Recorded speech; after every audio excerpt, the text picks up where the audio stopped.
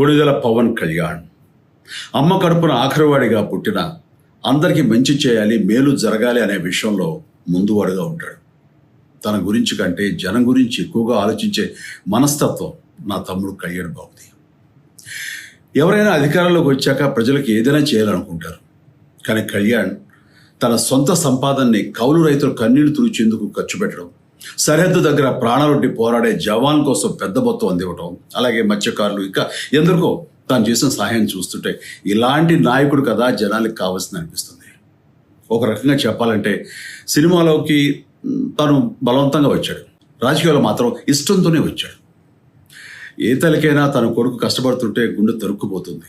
అలాగే ఏ అన్నకైనా తన తమ్ముడు అనవసరంగా మాటలు పడుతుంటే బాధ వేస్తుంది. అలా బాధపడుతున్న నా తల్లికి ఈ అన్నయ్యగా ఒక మాట చెప్పాను. నీ కొడుకు ఎంతోమంది తల్లుల కోసం, వాళ్ళ బిడ్డల భవిష్యత్తు కోసం చేసే యుద్ధం అమ్మా ఇది. మన బాధ కంటే అది ఎంతో గొప్పది అన్నాను. అన్యాయాన్ని ఎదిరించకుండా మౌనంగా ఉండే మంచివాళ్ళ వల్లనే ప్రజాస్వామ్యం మరింత నష్టం అని నమ్మి జనం కోసం జన సైనికుడయ్యాడు.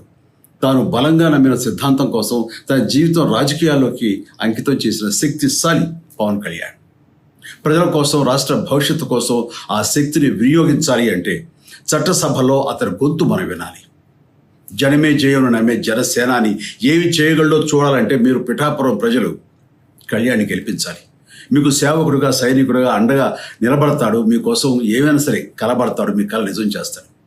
పిఠాపురం వాస్తవ్యులకు మీ చిరంజీవి విన్నపం, గాజు గ్లాసు గుర్తుకి మీ ఓటు వేసి పవన్ కళ్యాణ్ని గెలిపించండి.